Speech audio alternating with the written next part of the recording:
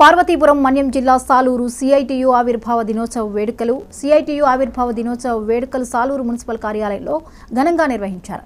CITU నేటికి 54 సంవత్సరాలు పూర్తి చేసుకున్న సందర్భంగా సిఐటియు నాయకులు ఎన్వై నాయుడు ఆధ్వర్యంలో సాలూరు మున్సిపల్ కార్యాలయం వద్ద సీనియర్ సభ్యుడు తుపాకుల లక్ష్మణ్ చేత జెండా ఆవిష్కరణ చేశారు.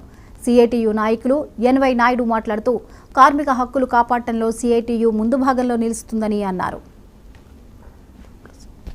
ఎప్పుడూ లేనంతగా కార్మిక చట్టాలపై మోడీ ప్రభుత్వం విసంగెక్కింది. కార్మికులకు ఉన్న హక్కులు లాక్కోవాలని కంపెనీల అధిపతులకి ప్రభుత్వాలకి మేలు చేకూర్చేలాగా కార్మికుల చట్టాల్లో మార్పులు చేసి లేబర్ కోడ్లను కార్మిక చట్టాలను కుదించి కార్మికుల గొంతు కొయ్యాలని చూస్తుంది.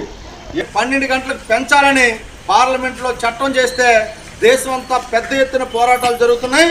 ఒక సిఐటియు కార్మిక సమస్యల మీదే కాదు, ఈ దేశంలో రైతులు, వ్యవసాయ కూలీలు, కర్షకులు అందరి సమస్యల్ని ఐక్యంగా ముందుకు తీసుకెళ్లే దాంట్లో ఇవి ఇప్పటివరకు అప్డేట్స్. మరిన్ని అప్డేట్స్తో మళ్ళీ కలుద్దాం.